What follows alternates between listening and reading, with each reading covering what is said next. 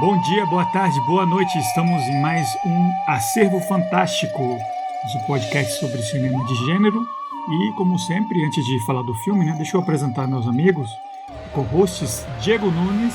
E aí, pessoal, beleza? Tô muito contente de estar aqui, maravilha. E o Igor de Campos. Olá a todos e todas que estão escutando, sempre um prazer estar aqui conversando com vocês, cavaleiros. É isso aí, eu sou o Felipe Sobreiro e hoje a gente continua nessa temporada de terror espacial falando de um super clássico, hoje em dia, tá em 2024, quando já vi gente falar de clássicos de filmes lançados tipo em 2010, 2015, tá? Quando eu digo clássico, é de verdade, é um filme de 1956 chamado Planeta Proibido, superprodução americana da época de ficção científica, dirigido pelo Fred Wilcox. E entre o elenco, tem a Anne Francis, Walter Pidgeon e o ator mais conhecido assim para nossa geração é o Leslie Nielsen, que a gente lembra ele saudosamente daquela série, Corra que a Polícia Vem Aí, Airplane, sabe, todos aqueles filmes dos anos 90 que ele já estava mais velhinho, fazendo comédias. Mas ele começou aqui, jovem, galã, mocinho, filme de ficção científica que, cara, tipo, eu tava assistindo ele, é um filme que inspirou basicamente tudo que veio depois, assim, Então, se a gente vê com olhos de 2024, assim, muito modernos, é um filme bem, e aquela visão daquela época, Mas, claramente, assim, é uma fonte de onde saiu um monte de noções de ficção científica, de como o homem lida com o espaço. É um filme que é anterior até a ida à Lua, da NASA. Então é realmente, sim, é uma visão mais, parece mais ingênua um pouco, mas eu acho super interessante e realmente ele tem vários assuntos e aspectos da trama que dá muito do que falar, É um filme que se inspira muito naquele Tempestade, a peça do William Shakespeare, Ele puxa alguns elementos e tal, mas atualiza para um filme de gênero, sci-fi, fantasia,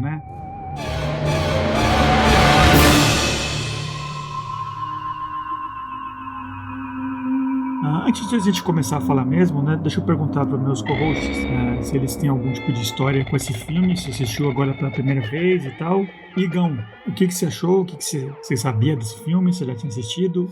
Olá, Filipão. Eu sabia muito pouco a respeito desse filme. Eu confesso que eu assisti esse filme porque vocês haviam me recomendado, Então já tem umas 2 semanas que eu assisti esse filme, e depois eu assisti ele de novo porque eu gostei muito dele, Então, assim, eu não tenho uma história muito longa com o Planeta Proibido, mas eu achei extremamente prazerosa a experiência de ter assistido esse filme, Ele me lembra um pouquinho um episódio da série antiga do Star Trek, Com umas roupas, assim, sabe, bem cafonas de ficção científica dos anos 50, mas eu achei muito gostoso de ter visto isso. Gostei da interpretação dos atores, de todos eles, gostei da trama também.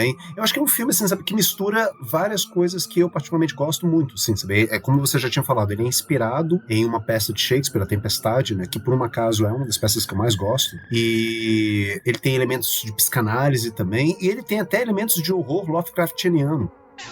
E eu falei essa palavra totalmente errado. Ele tem, inclusive, elementos de horror Lovecraftiano. Então, psicanálise, Lovecraft, Shakespeare, não tem como não gostar desse filme. E é um filme que se sustenta até hoje, assim. Eu gostei dos efeitos especiais, dele. Eu acho que por um filme de 1956, eu acho que ele tem efeitos especiais que são muito bons, até mesmo para os padrões atuais, Assim, claro, você tem que dar um desconto da época, mas ainda assim, são efeitos interessantes. Eu acho que os cenários também são muito, muito bonitos, Assim, sabe? Eles têm um quê de surrealista, assim, aquele planeta para onde eles vão, Altair, Bom, de forma geral, eu gostei muito desse filme e eu tô louco para falar a respeito dele com vocês. Muito bom. Eu também queria falar dos efeitos e da direção de arte em geral, Mas, Diego, e você? Eu também assisti, como o Igor, eu assisti uma vez, depois que a gente concordou em falar sobre esse filme.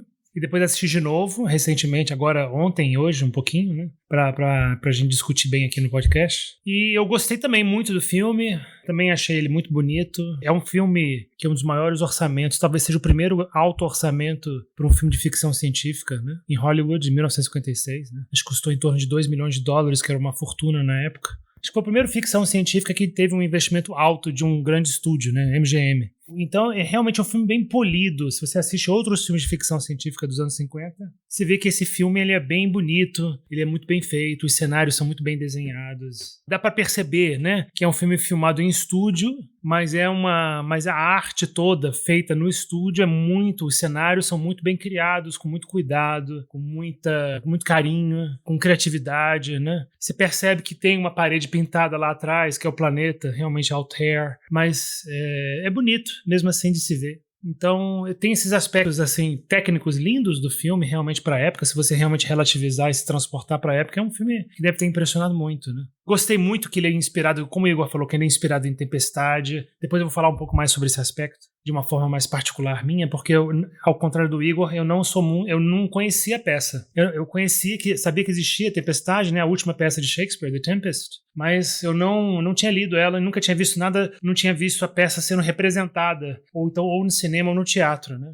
E por causa desse filme eu vi. Então foi excelente. Adorei ter conhecido Shakespeare, ter conhecido The Tempest, né? Por causa desse filme. Depois eu vou falar mais sobre isso. Mas eu acho que o filme, ele tem... Depois a gente fala. Mas eu não achei o filme excelente, maravilhoso. Eu acho que mesmo pra época ele tem problemas de ritmo, de roteiro. Eu acho que ele tem muita aula do Dr. Morbius. Tem diálogos longuíssimos. No meio do filme ele é meio lento. Porque eu acho o início e o final do filme muito fortes pra época, então nem se fala. Eu concordo com o Felipe que esse filme influenciou 1000 filmes depois, né, de ficção científica. Mas eu acho que ele tem problemas, alguns problemas que outros filmes dos anos 50 não têm. Mas é isso aí. Eu gostei, em geral gostei. Então, agora, a minha opinião pessoal do filme, eu assisti ele tempo atrás. Não é um filme, assim, da minha juventude, assim, que eu descobri assistir. É um filme que eu assisti meio que recentemente. Mas eu achei muito legal. Quando eu vou pra filmes antigos, dos anos 50 e 40, eu tento mais... O que eu tendo a assistir mais do que filme de gênero, de terror ou ficção, eu pendo muito mais pra noir e tal, e dramas com essa linha policial que eu acho tipo, muito legal, muito forte e que não perde a qualidade, né? Mas já gênero em geral, acho que dá sempre envelhece um pouquinho mal aqui e ali e tal. Então eu nunca tinha assistido esse, mas eu assisti e eu fiquei muito impressionado, né? Realmente é o tipo de filme que você vê todos os elementos dele, quase artesanais de como ele é feito, não tem nada ali que tem uma verossimilhança com o mundo real, né? Não é tipo o Avatar, né, do James Cameron, que ele tá criando aquele mundo, assim. Mas eu acho que é uma visão muito legal, muito boa, muito forte, muito bem pensada, né? E tem todos esses elementos realmente, né, de essa tendência a lidar com um público que não é tão familiarizado com ficção científica, então tem toda aquela coisa bem explicada e tal, que dá uma arrastada no filme, mas eu acho isso bem daquela época, né? Não é um defeito específico desse filme. Então, em geral, eu fiquei muito chocado e positivamente, né? A trilha musical, assim, completamente inesperada, né? Eu vi depois que é a primeira trilha de música eletrônica da história, né? Da Bebe e do Louis Barron, que é um casal que fazia música experimental, assim, com fitas e feedbacks e não sei o quê. E é uma música que se mistura com os efeitos do filme, né? Então é bem experimental para um filme grande, achei muito legal. Eu só queria confirmar que eu também amei essa trilha sonora, eu achei excelente, a primeira trilha sonora eletrônica do cinema. Concordo totalmente com o Felipe, esse casal foi brilhante, genial, e o estúdio foi muito corajoso de ter usado essa trilha sonora, e os sons são todos... Como é que você fala, Felipe? Uns ruídos espaciais, assim, como se fosse, né? É um som que lembra um pouco aquele theremin, aquele instrumento, só que esse é um instrumento que você toca, né? Essa trilha que eles fazem, não, né? É com feedbacks e gravação, é um troço feito com fitas e com aparelhos, assim, então eles não compõem uma música, eles vão experimentando e vai saindo, né? Então, por exemplo, esse detalhe eu achei legal. Os efeitos que o Igor mencionou, efeitos visuais, assim, acima da média, e você vê, né, quando o filme começa e mostra os créditos, entre o pessoal que fez o filme, a Disney emprestou para a MGM uns artistas. Então, quando eles disparam um laser, quando a cerca é ativada, quando o monstro chega na cerca, etc e tal, quando ele atira no tigre, o tigre desaparece. Isso é tudo tipo animado quadro a quadro em cima da cela, né? Então tem um elemento ali que é super fluido, que não é parecido com nada, né? E é muito legal. E não é realista, mas é bonito, tem uma visão interessante, uma estética muito legal. E é bem da época, né? E eu aqui de nós três, acredito que só eu realmente sou fã do Star Trek, por exemplo. Eu consigo, assim, claramente ver esse filme e imaginar o Gene Roddenberry sentado assistindo, dizendo, eu quero fazer isso aqui na TV. Porque é bem em cima, né? Esse formato de episódio já aconteceu várias vezes, né? Que a nave chega num planeta onde tem, tipo, um cientista meio maluco, meio isolado do resto da sociedade espacial lá, e acontece algum problema, problema e aí o episódio acaba, né? Existem vários episódios ao longo desses 60 anos de Star Trek que seguem esse esqueleto, esse estilo de episódio. Até hoje é feito, né? A tripulação chega lá pra ver o que aquele cientista isolado, malucão lá, que tem uma esposa jovem, ou uma filha, ou um robô, não sei o que, tá fazendo, experimentando coisas proibidas, né? Lidando com o lado meio negro da mente humana e tal. Então, né? Marcou muito, né? E eu falei, caraca, agora que eu vi, tipo, o avô do Star Trek, o avô do Guerra nas Estrelas, né?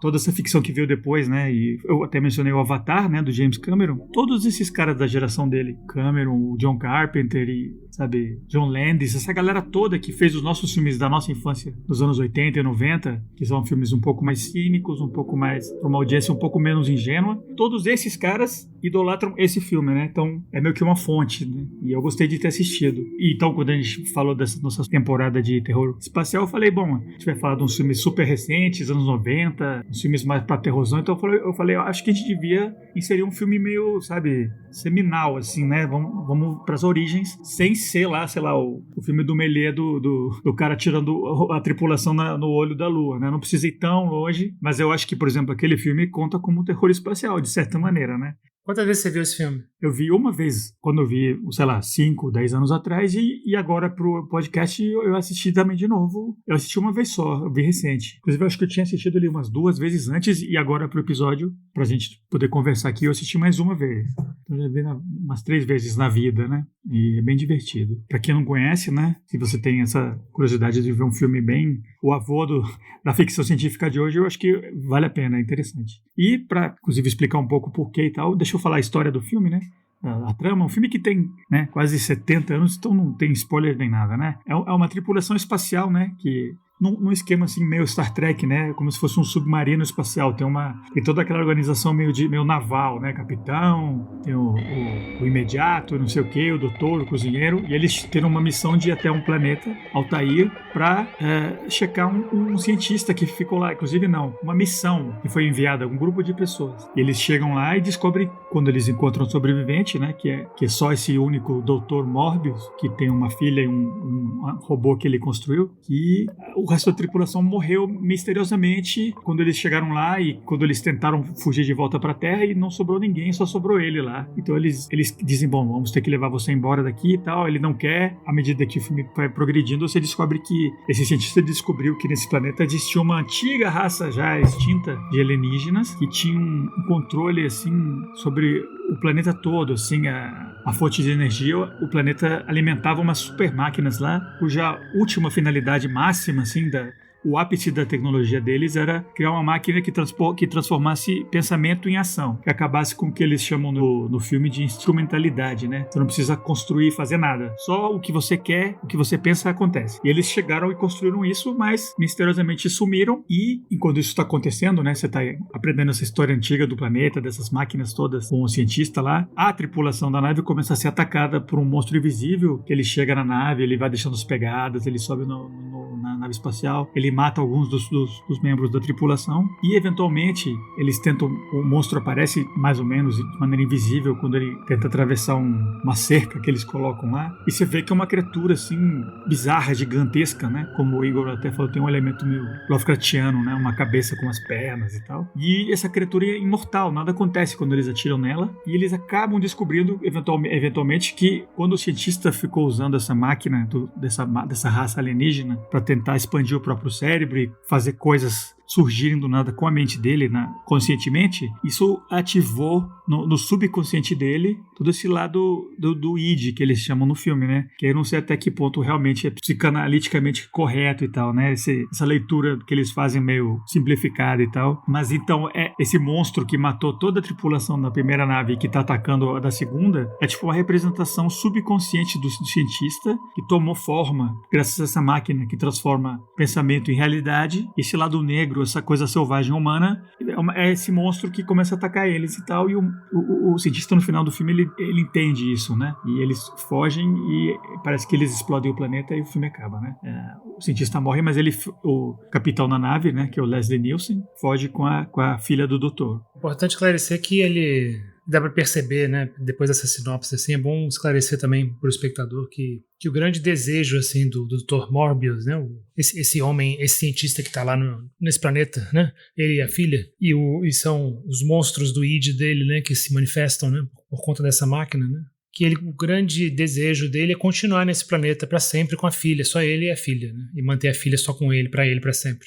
Tem um elemento de não querer abandonar de jeito nenhum, né? E ficar ele com a filha, né? Aquela relação, só eles dois. Ele não quer sair de lá de jeito nenhum. E isso é manifestado, né? Por esse monstro, né? Que esse desejo de não sair dali, de ficar ali para sempre. Esse lado negro dele, que vira uma criatura invisível, realiza esse desejo dele, né? De impedir que ele saia de lá, né? Então ele ataca toda a tripulação, ele matou a tripulação original. Tem um take bem legal do filme, quando o pessoal da nave o que aconteceu com a tripulação original, né? Ele mostra, assim, aquela cena do planeta, assim, com uma montanha, tem um monte de cruzinhas, assim, né? Da tripulação toda que morreu, tipo um mural, assim, bem legal. Exatamente, exatamente, né? Isso é importante saber porque no final você entende que ele não queria nunca ir embora daquele planeta. Então ele acabou dizimando, ele sem ter consciência, ele acabou dizimando toda a população daquela primeira nave que pousou nesse planeta, que se chamava Belorofonte, um nome interessante, depois a gente pode falar, o Igor, especialista em mitologia grega, né? Que é o nosso herói Belorofonte, que realmente matou a Quimera, né? Que era um monstro, né? Com a cabeça de leão, corpo de cabra, cauda com a cabeça de um dragão. Então essa nave chamava Belorofonte, e ele realmente assassinou, sem querer dizimou a população toda dessa nave e ficou lá sozinho com a filha, né? Igual na Tempestade também depois, né? Então, eu ia falar isso, porque aproveitando que a gente está falando da trama, vamos começar então desse aspecto da história do filme, né? Que eu sou talvez o menos familiarizado com a Tempestade.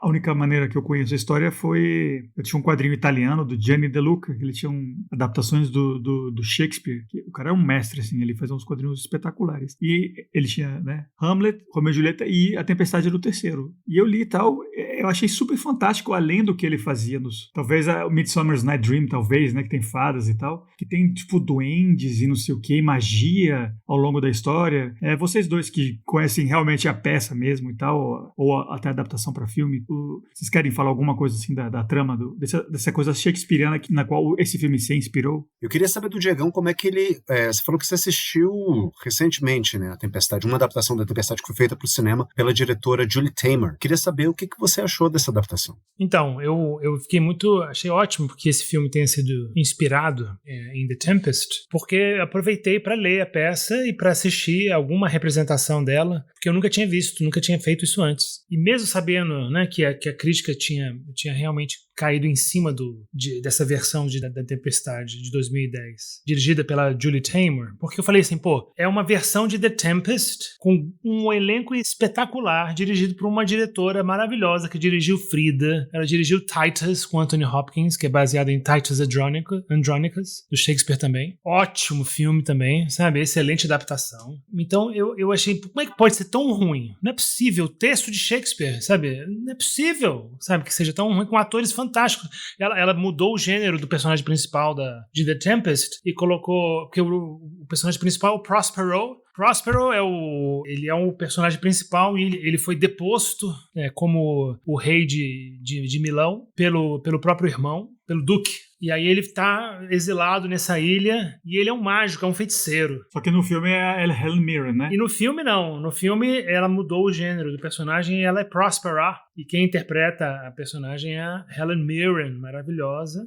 E a filha dela, Miranda, é aquela moça que fez Rogue One, Felicity Jones, maravilhosa. Da Teoria de Tudo também. Teoria de Tudo. Alfred Molina tá no filme maravilhoso. Alfred Molina, maravilhoso. Como sempre. Ótimo, né, no filme. E tem atores americanos junto com ingleses, e que eu acho uma mistura legal em Shakespeare, né? Então tem Chris Cooper interpretando junto com Alan Cumming, escocês. Então eu achei excelente essa mistura, achei bom tudo isso, né? Mas realmente o filme, os efeitos especiais que ela imaginou pro filme, e os efeitos especiais que realmente foram criados, realmente foram muito mal feitos. E eu não sei o que deu na cabeça dela, que ela achou que a plateia pudesse aceitar. Em 2010, aqueles efeitos especiais que foram desenvolvidos para o filme, que ficaram muito mal feitos, muito ruins e muito pobres. Realmente, por exemplo, o personagem que eu achei interessante, super andrógeno, e a concepção dele ficou legal, do Ariel, né, que é o Ben Whishaw, outro grande ator que faz, né, Ben Whishaw.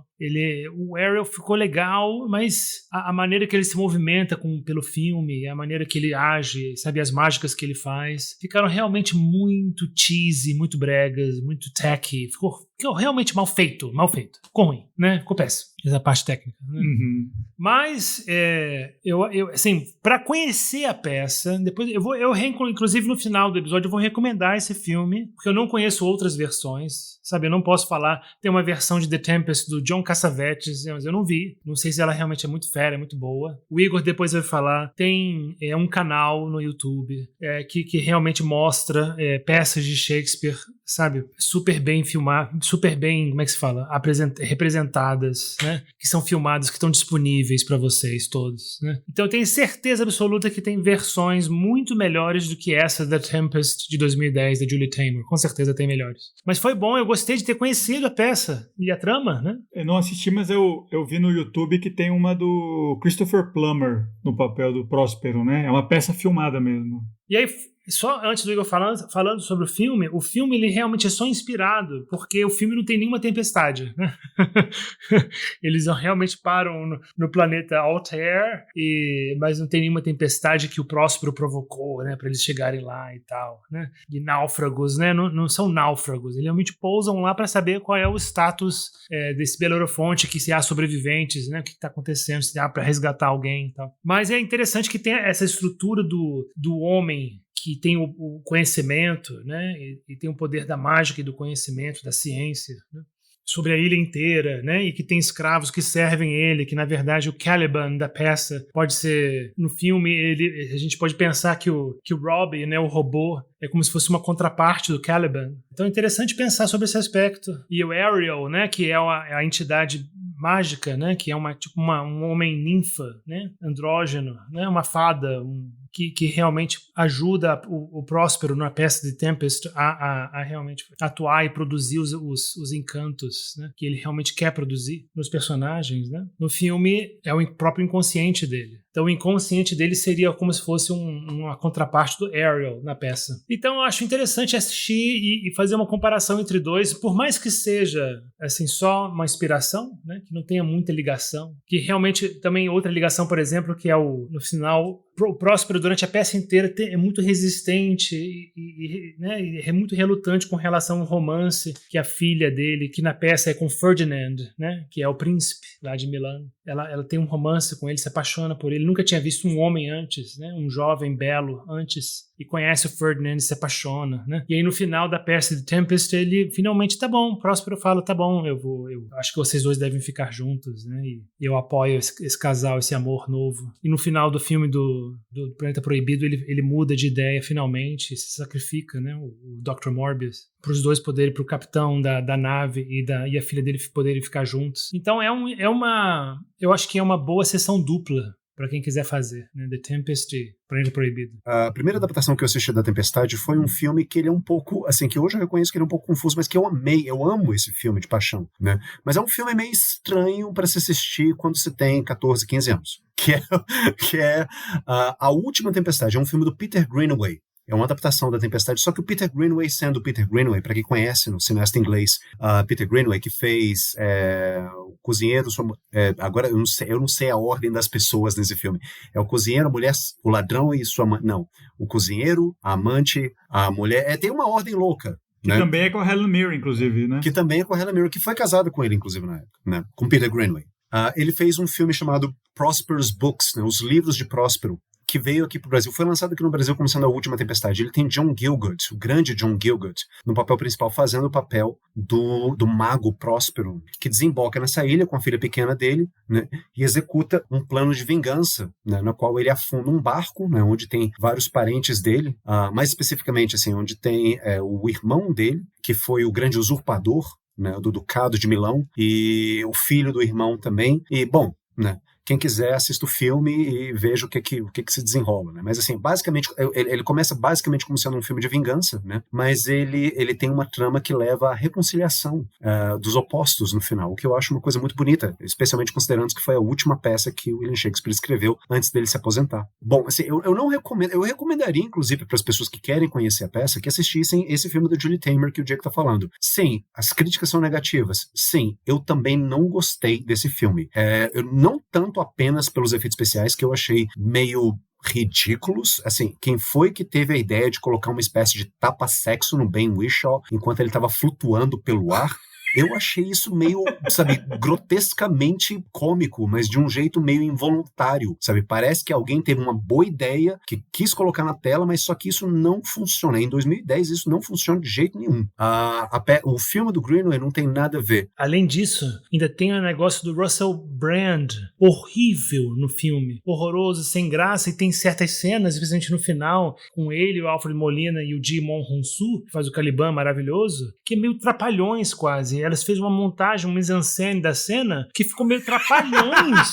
Não sei quem que vai... Sabe, quem que assiste aquilo e acha graça ou então acha interessante, porque ficou patético, ficou assim, um pastelão antigo, horroroso, assim, sabe? Foi realmente foi falho. Desculpa, só queria botar isso. Diego Nunes lendo os meus pensamentos, porque era exatamente assim que eu iria completar o meu raciocínio, porque eu falei assim, além dos efeitos especiais ridículos, o que eu realmente não gostei, o que eu acho que é o ponto mais fraco desse filme, o que eu acho que é o elemento mais detestável dele, é quando o filme ele tenta ser uma comédia, porque de fato, assim, A Tempestade é classificado como sendo uma comédia, ele é uma das comédias de Shakespeare, e ele tem, né, um trio de personagens que são, digamos, o alívio cômico, em meio a essa trama de vingança e de amores proibidos, de forças da natureza e de magia, né? Ou seja, em meio a uma trama fantástica, inclusive é a segunda peça shakespeariana que usa abertamente esse elemento da fantasia, o primeiro é o Sonho de uma Noite de Verão. Você tem, sabe, esse trio de trapalhões. E eu acho que aí, realmente, a Julie Taymor, ela erra na mão, sabe? Eu acho que ela fica muito tempo, por mais que o Alfred Molina seja um excelente ator,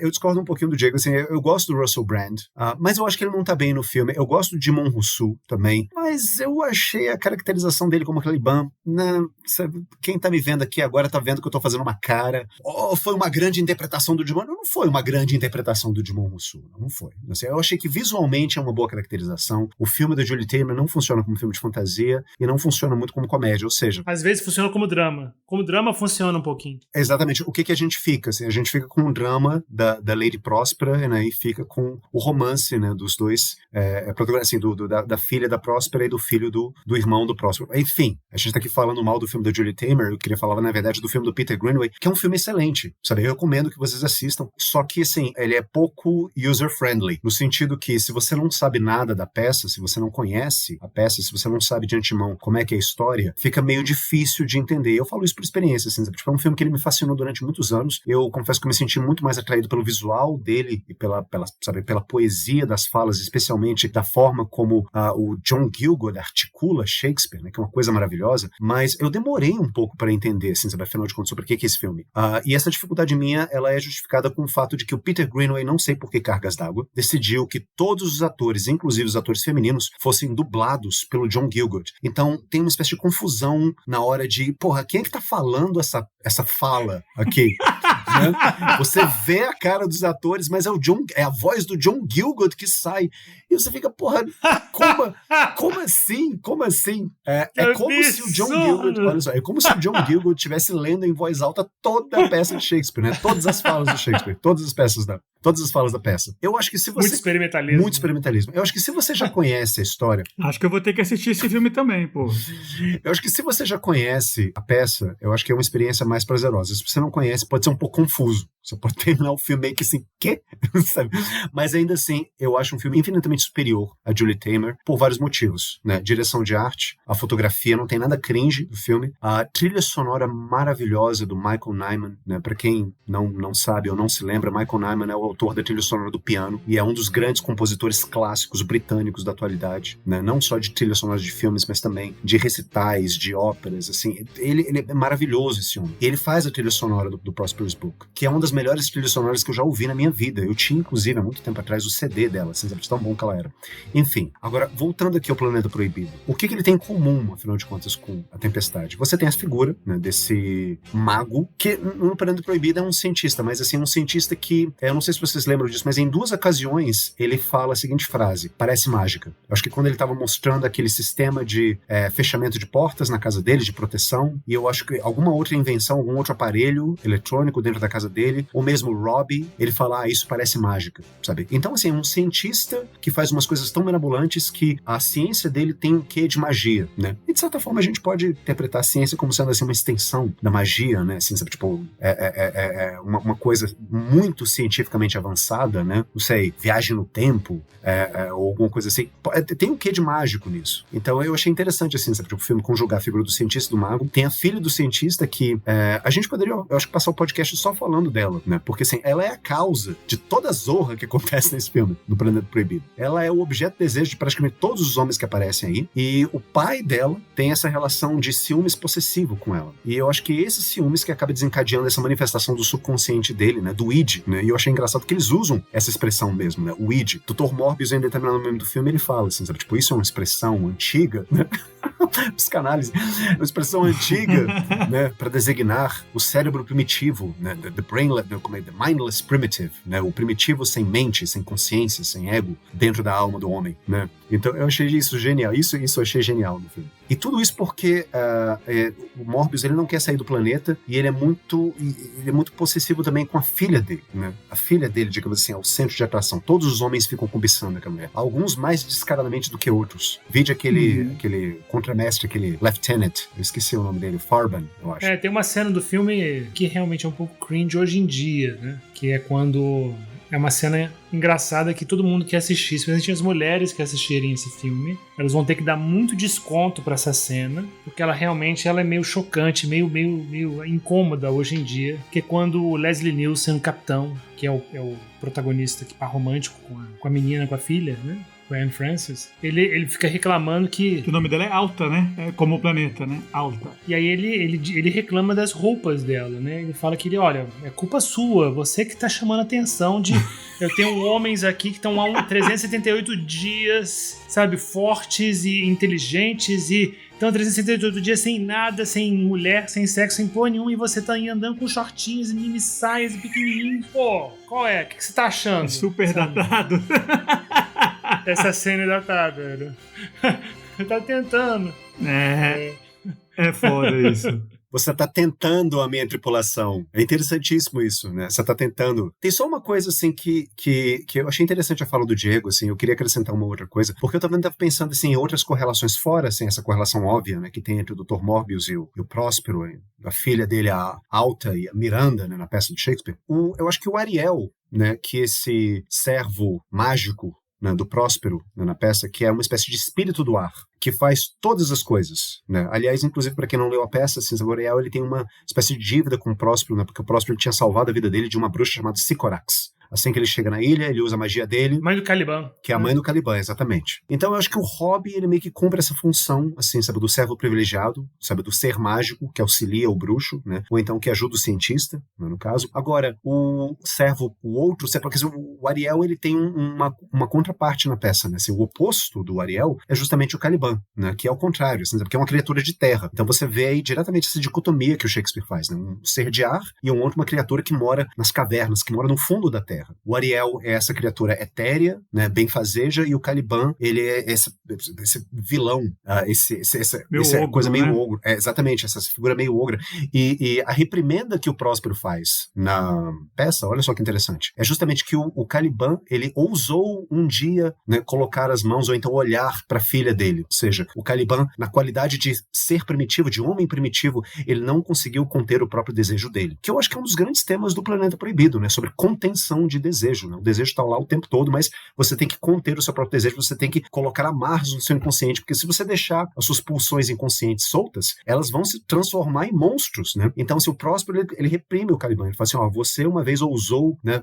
Eu não lembro exatamente as palavras de Shakespeare, né? Eu não vou saber citar aqui de jeito nenhum, mas você ousou, né, olhar para minha filha, ou alguma coisa assim, e por isso, né, o Caliban, ele tem que residir numa espécie de caverna. O Caliban, até então, ele era criado junto da Miranda, né? Eles poderiam ser irmãos, mas aí porque o Caliban, ele não conseguia domar os desejos dele, por ser uma criatura primitiva, ligada à terra, ele foi afastado, ele foi exilado numa caverna, onde ele fica lá sofrendo. E eu acho que o Caliban do filme é justamente o monstro que sai do id. Porque ele, de certa forma, ele cumpre uma função de serventia ao Morbius. Ou seja, o Morbius, ele não quer sair da ilha. Como é que eu faço para não sair da ilha? Eu vou ter que matar essa galera. Então, quem é que vai fazer isso? O Hobby, não. O Hobby, ele tem uma diretriz que impede que ele mate as pessoas. Ou seja, o Hobby, ele é civilizado, né?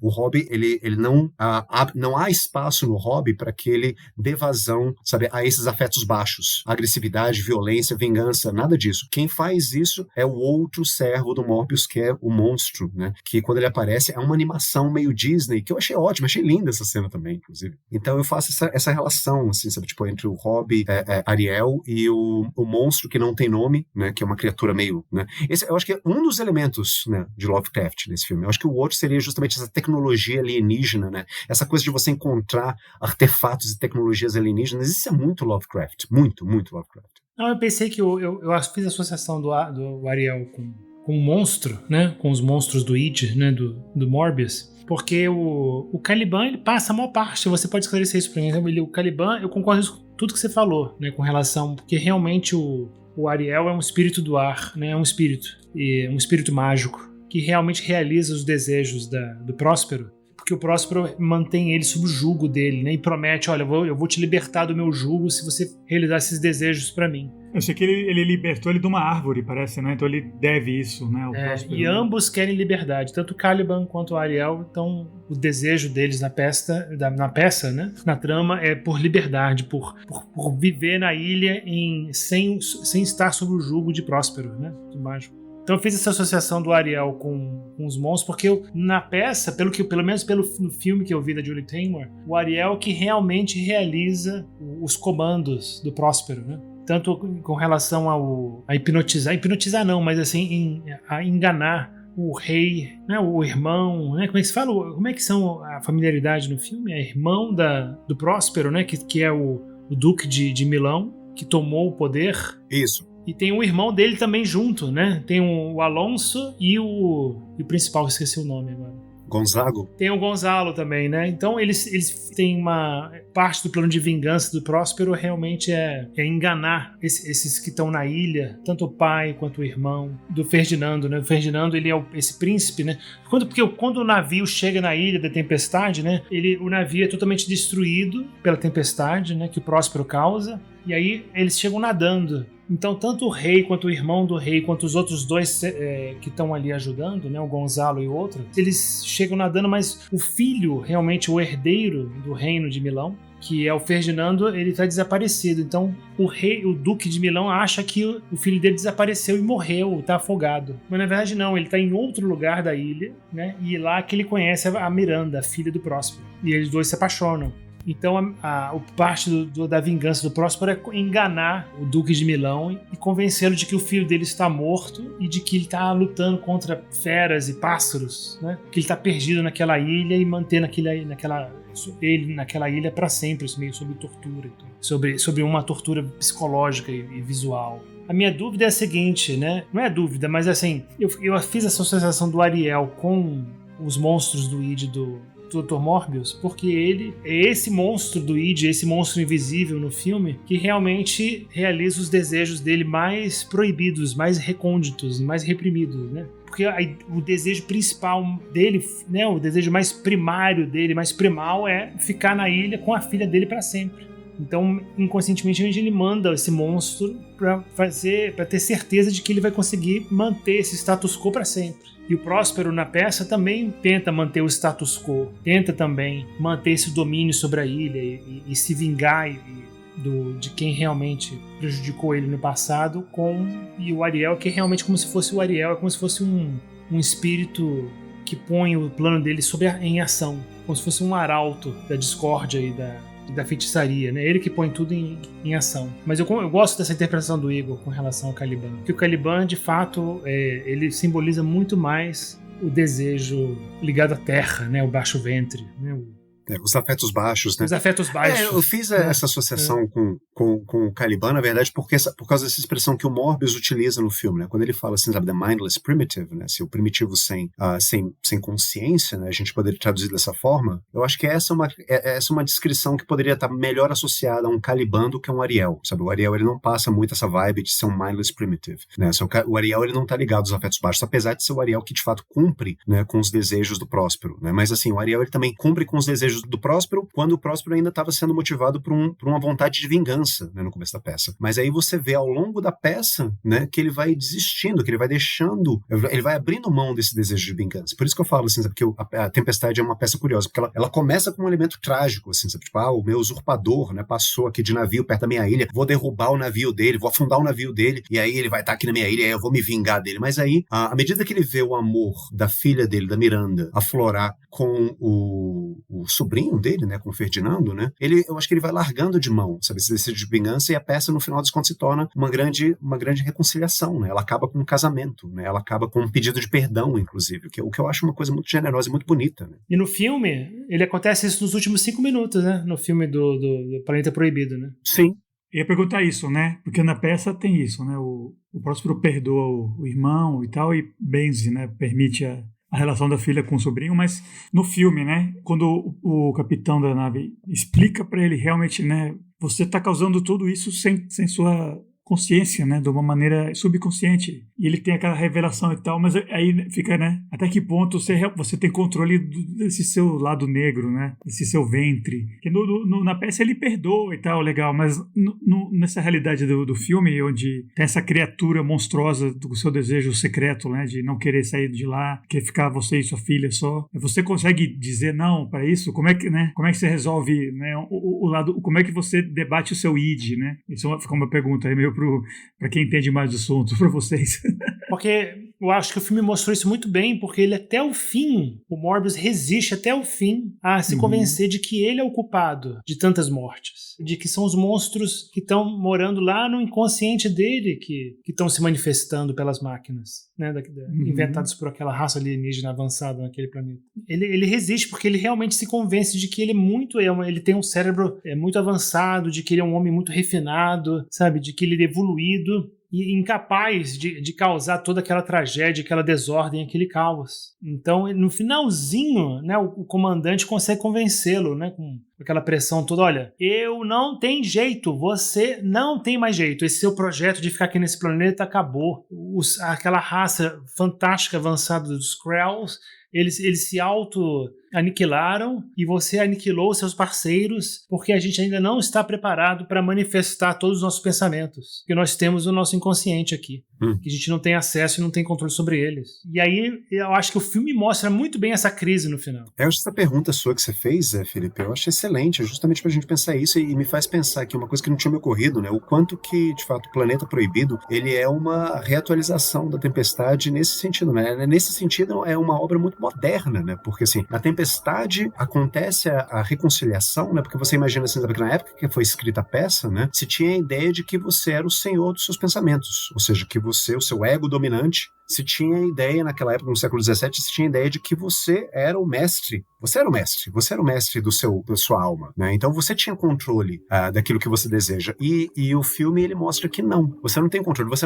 O seu desejo de vingança, né, é algo que surge em você a despeito da sua civilidade, da sua sofisticação, da sua inteligência, do seu intelecto. Então, assim, existe esse mindless primitive, né, dentro de cada um de nós, apesar de todo esse verniz civilizatório e cultural que a gente carrega, né? Tanto é que o o Morbius, né, no filme, ele não se reconhece nesse monstro. O monstro, ele é um duplo dele. Assim como também na peça o Caliban é uma espécie de duplo do Próspero, né, que também é um duplo do Ariel. Tem toda uma relação especular entre os personagens. No Planeta Proibido também. O monstro que começa a matar a tripulação da nave, é uma extensão do próprio Morbius. Só que ele não admite que é. Tanto é que no final ele tem um momento meio fáustico, assim, sabe? Que ele fala assim, eu te renego, né? Como se o monstro do id dele fosse uma espécie de entidade demoníaca, né? Como se ele fosse assim, um padre, né? Que tivesse, não, saia de mim, Satanás. E a gente sabe que não é tão fácil assim. A gente já falou sobre Exorcista, a gente sabe que, né, tirar o diabo do corpo não é exatamente assim a coisa mais tranquila de se fazer. Então, mas ele tenta fazer isso. E nessa tentativa dele, ele acaba, né, falecendo, assim. Ele tem um gasto de energia tão grande que ele acaba perdendo a vitalidade dele. Ele morre naquela cena. Mas ele morre naquela cena. Ele não morre, ele não tem o mesmo fim do Próspero, né? Porque o Próspero, ele triunfa, né? A vontade dele, né, e a elevação espiritual do Próspero faz com que ele se encontre numa situação em que ele perdoe, né, todos aqueles culpados e usurpadores, né, os supostos culpados pela desgraça dele, e a peça termina em reconciliação. Mas o Planeta Proibido não. O Planeta Proibido é um pouco mais... Tem um cinismo um pouco mais moderno, sabe? Tipo, o cara, ele tenta, né, se livrar dos seus demônios interiores, só que ele não consegue, ele morre. Então, é interessante isso. Pensar bem nessa cena final, né? Que eu achei legal que você falou isso, né? Porque no filme eles se referem a esse monstro como, no finalzinho, né? Como his other self, né? O outro eu dele. Uhum. E ele consegue derrotar um monstro, se você pensar bem como é que ele derrota esse monstro, né? Porque eles estão dando milhões de tiros com uma carga atômica e poderosíssima que derreteria e vaporizaria qualquer outro objeto, né? Mas esse monstro é meio invencível, ele se regenera automaticamente, né? Então ele é invencível a qualquer tipo de força bruta e energia bruta, né? Contra ele. E aí ele consegue derrotar um monstro renegando ele, igual o Igor falou, ele fala, não, eu te renego, você não vai, eu não quero mais que você destrua essa população, destrua a tripulação que está aqui, eu renego a você, eu não sou você. Aí ele quebra, ele rompe essa ligação de personalidade com o monstro e o monstro desaparece. Eu acho que é uma... Não, sabe que eu pensei em uma outra coisa? Eu acho que eu fui um pouco mais pessimista que o Diego, assim, sabe? Porque eu acho que ele não consegue... Que ele morre? eu acho que ele não... É só quando ele morre, né? Só quando ele morre. O monstro desaparece quando ele morre. Ou seja, ele não consegue derrotar o monstro. Porque como é que você vai derrotar... Olha só que coisa que pergunta, filósofo. Como é que você vai derrotar você mesmo? Como é que você vai derrotar o seu duplo? Como é que você vai derrotar o seu inconsciente? Essa foi a pergunta que eu fiz, né? Pra começar, né? Comparar a divergência entre a Tempestade e o filme, né? No Tempestade ele decidiu perdoar, mas como é que você convence seu id a não atacar, a não ser baixo, a não ser violento, a não ser impulsivo, né? Como é que você convence seu id, né? Se ele realmente é além da sua consciência, né? Fica isso, né? Talvez ele conseguiu no último segundo, como o Diego falou, e aí acabou aquele ataque, ou como o Igor diz, né? Só quando ele morreu mesmo que acabou, porque é incomunicável, né? Essa parte, você não consegue tocar nela, né? Racionalmente. Tem uma outra instância, né, de perda do controle do id nesse filme, que é uma coisa que é usada como comic relief, que eu achei ótima também, que é uma trama que aparentemente não tem muito peso pro resto, pra todo o drama que tá acontecendo, mas eu achei ótimo, e eu acho que também é ilustrativa disso que a gente tá falando, que é a história do cozinheiro, que pede para que o Robbie manufature quantos galões de whisky? 600 galões de whisky? 60 galões, mas dá 400 e poucas garrafas. De fato, é uma área... Eu ia criticar isso. Eu achei que isso dá um tom cômico pro filme, uma área bem cômica no filme, né? Tanto é que talvez seja uma ligação também com a Tempestade, né? Mas não sei se cabe, né? Algo tão engraçado e tão fofinho, tão irônico e tão bobinho no filme. Como essa parte. Eu também achei meio problemático no filme. Não sei se tira um pouco do peso dos outros temas mais sérios do filme. Porque realmente o filme tem um alívio cômico forte, presente, né? Ele é meio comédia também. Não, eu acho que cabe, eu acho que tem a ver. Inclusive o Robbie, esse robô, ele marcou tanto, e foi feito realmente, eles fazem isso realmente algo para os espectadores mais jovens, eu imagino, né? Ele foi tão popular que o Robbie, ele tem uma carreira após esse filme, né? Ele foi desenhado por um designer, eu não sei o nome dele, é japonês e americano, que é muito acima das outras coisas que eram feitas na época, enquanto a efeitos especiais de robôs e coisas assim, que geralmente era um cara usando uma roupa de borracha, né? E ele saiu no Além da Imaginação, eles aproveitaram o corpo dele em várias outras séries, eles trocando a cabeça, trocando um elemento aqui e lá. Teve aquela série Perdidos no Espaço, que é muito esperado nesse filme também, como Star Trek. Tanto é que tem um robô lá, tem um Rob deles, né? Que fala com o Will Robinson, perigo, perigo, Will Robinson, é tipo o Rob deles, né? Ele marcou muito, você diz, né? Ele é só pra criancinha, a piada do cozinheiro alcoólatra lá e tal, blá blá blá. Mas até ele teve uma pós-vida além desse filme que marcou também, né? Mas realmente, né? Ele tá um pouco mais pra agradar o espectador mais jovem e tal, do que realmente pra bater realmente dentro desses personagens que a gente tava falando, né? Ele não tem o equivalente da Tempestade mesmo, né? Ele não tem um papel muito sério do filme, além de mostrar que a tecnologia desse planeta, né, a qual esse cientista teve acesso, tanto fisicamente, literalmente, quanto ao expandir o cérebro dele, está muito além até da Terra, né, que tem naves e tal, mas aquele robô é uma demonstração física e sólida de como eles estão num mundo que é além do que eles imaginam, né? Tanto que o primeiro contato que eles têm dos astronautas, quando eles descem, é o robô, né? Vê uma nuvem de fumaça lá longe, chega o carrinho, é o robô, né? Então, realmente é um choque, né? Não é só o Dedé, né? Não é só o Trapalhões, que nem o Diego estava falando da Tempestade, né? Ele não é simplesmente isso, né? Ele é um elemento chocante para o espectador da época, né? Um robô que não é apenas um cara com pintura de prata na cara dele, né? É algo meio chocante para mostrar esse poderio do planeta, né? Para mostrar esse poderio do intelecto, né? Porque eu acho que o robô, ele, de certa forma, ele é apresentado dessa forma, né? Como o ponto mais alto do intelecto humano, assim. Olha só a que ponto nós podemos chegar. A gente fez uma criatura que é praticamente mágica, né? Assim, que talvez, né, seja o correspondente, né, às antigas ninfas, os antigos gênios da lâmpada, né? Assim, mas a tecnologia foi capaz de produzir, mas ainda assim fica a mensagem do filme que, apesar da tecnologia, apesar do intelecto humano ser capaz de urdir uma máquina tão perfeita, tão maravilhosa, tão miraculosa e mágica como o Robbie, ainda assim você não consegue escapar dos seus instintos mais baixos, porque, novamente, o seu id está lá presente, assim, por mais que você desenvolva o seu cérebro, por mais que você amplie a sua consciência, você ainda tem o selvagem dentro de você. Eu não sei se a gente deixou sem resposta esse negócio se a gente pode dominar o nosso id. Mas é claro que não. Eu acho que não tem resposta. Não tem resposta. Assim, eu realmente acredito em Freud. Eu acho que não, de jeito nenhum. Você domar o nosso id.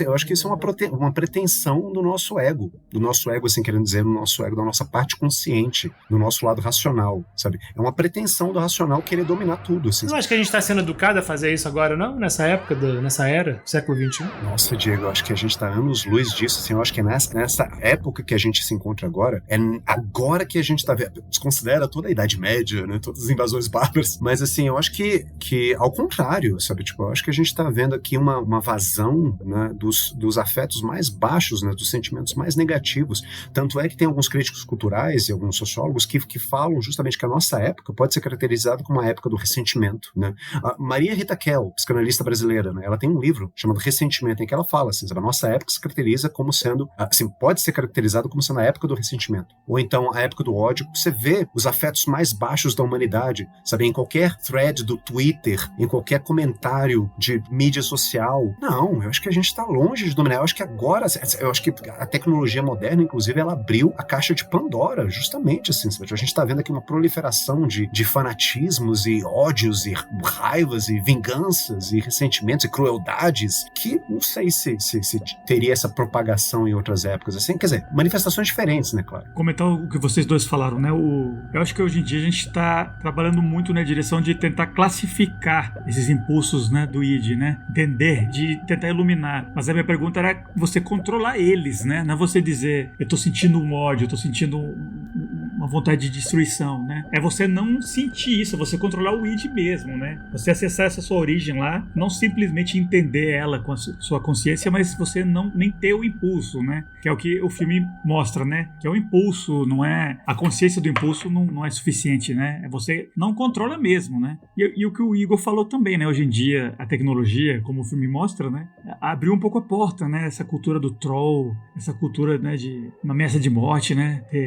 Bullying, ou não. Exatamente. Detestar tudo, todo mundo odeia tudo e claramente manda o cara e deseja a morte e manda a SWAT atacar a casa do outro porque não gostou de uma coisa. É uma era vingativa e a tecnologia, como no filme, né? Deixou isso mais facilitado até, né? A gente, de um lado, tá tentando entender mais, né? E a tentar controlar, não no sentido de não sentir, porque é impossível não sentir, mas de identificar e combater, e ao mesmo tempo o troço tá meio que soltando um pouco, né?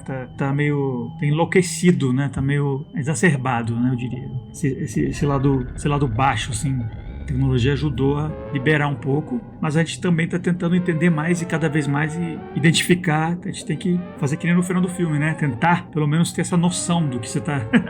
desse ódio que você está sentindo, desses seus impulsos. Mas é bom deixar claro, né, que esse ponto, né? Se a tecnologia na época, né, nos anos 50, se a tecnologia de proliferação e de descarga do ódio era meio entendida como a energia nuclear e a corrida armamentista, né? E quem destrói quem primeiro, e estava bipolarizada entre comunistas e capitalistas, né, Estados Unidos e Rússia.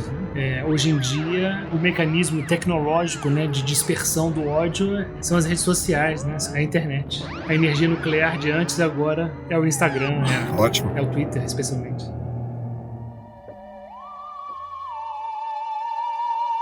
Então, pessoal, essa foi a nossa conversa sobre o Planeta Proibido. Filmaço, realmente, como a gente diz, né? Tem essa visão um pouco mais ingênua, né? Datada, um pouco mais machista, mas tem altos elementos que são válidos até hoje. Todos os aspectos técnicos do filme são incríveis e interessantíssimos para falar até hoje. Filme que influenciou muita gente, que bebeu de fontes muito interessantes, como o próprio Shakespeare, elementos, essa coisa meio psicanálise pop, assim, tal, que virou tão comum depois, né? Tá bem claro nesse filme, né? Um filme que marcou mesmo história e vale a pena ser assistido, não é meramente um dever assim, né, de antropológico aqui, vamos ver esse filme antigo aqui, super chato. Não é isso. É um filme legal, que vale a pena ser assistido, tem um valor estético mesmo. E antes de anunciar o próximo filme, que vai ser o nosso último da nossa temporada de terror espacial, inclusive isso vai ser debatido no próximo filme, se realmente é o caso de terror, deixa eu perguntar para os meus co-hosts quais são as dicas deles de filmes para os nossos ouvintes, assim, algum filme relacionado de alguma maneira ao que a gente assistiu hoje e conversou hoje, né? Bora começar com o grande Igor de Campos. Opa! Qual é a sua dica? Eu tenho uma dica ótima / péssima para todos aqueles que estão a fim de assistir, que estiverem a fim de assistir um filme que é diretamente inspirado no Planeta Proibido, só que é uma versão gloriosamente trash B do Planeta Proibido, que é o Galáxia do Terror, Galaxy of Terror, que é um filme norte-americano de 1981, produzido pelo Roger Corman, o grandíssimo mestre dos filmes B, Roger Corman, mas que foi dirigido pelo Bruce D. Clark. Roger Corman, que inclusive tá vivo até hoje ainda. Roger Corman, sim, ele tá um senhorzinho, ele tá quase com 100 anos, ou já passou de 100 anos? Ele e o Mel Brooks estão quase com 100 anos os dois, assim, estão até hoje lá, fortes e firmes. Eu gosto muito do Roger Corman, eu gosto muito do trabalho dele como diretor, né, parece que foi o primeiro filme dele que eu assisti como produtor, né, porque ele é considerado um produtor lendário. E o Galaxy of Terror é um filme que, cara, eu tenho toda uma história, assim, mas assim, eu não vou contar porque é uma história meio longa, assim, tipo, eu morri de medo dessa porcaria desse filme quando eu era pequeno. Morria de medo, eu tinha medo da capa dele na locadora, né? Quando me levava pra alugar o filme, eu ficava pegando aquela capa dele. Nossa, tem uma foto da personagem da Grace Zabriskie, que depois fez Twin Peaks com David Lynch. O rosto dela derretendo e nossa, é um filme é trash, mas eu acho um filme delicioso de se assistir. Eu reassisti ele recentemente e eu tenho que dizer que ele ainda me dá medo, né? Com todos os defeitos especiais que ele tem. É um filme que ele tem uma excelente caracterização de personagens. O suspense dele eu acho muito bom. E o production design, o desenho de produção dele é muito bom também. Aliás, o desenho de produção e a second unit directing dele foi de um então jovem James Cameron, né, na época, em 1981. Eu acho que isso faz toda a diferença, porque assim, você vê que eles conseguem tirar leite de pedra, sabe? É um filme com um baixíssimo orçamento, mas que tem os efeitos especiais, assim, decentes. Tem uma maquiagem gosmenta, terrível, nojenta, sabe? Que dá medo e nojo, então eu acho eficaz. E de todos os genéricos do Alien que foram feitos na época e que ainda são feitos hoje, eu acho que o Galaxy of Terror é um dos mais interessantes, porque assim, ele vai além do, sabe, uma equipe perdida num planeta proibido, num planeta obscuro, tendo que lutar contra forças alienígenas que são terríveis e vão comer as tripas de todo mundo. Além disso, ele tem uma história que você me intriga, assim, eu não vou dar spoilers aqui pra quem quiser, quem tiver num dia assim, muito B, muito trash, quiser assistir esse filme, eu recomendo. É uma diversão leve, ele é divertido, não tem nada de filosófico, não tem nada de profundo. Tem, além da Grace Zabriskie, tem o Sid Haig, que é aquele palhaço maldito dos filmes Rob Zombie, novinho. Cara, assista. Galaxy of Terror. É trashzão dos melhores. Roger Corman, recomendo. Tem alguma chance de eu gostar desse filme? Nenhuma. Nenhuma? Sério? Absoluto. O Igor falou que é um filme B, mas é um filme mais, tipo, pra D, assim. O orçamento dele é bem zero, assim, sabe?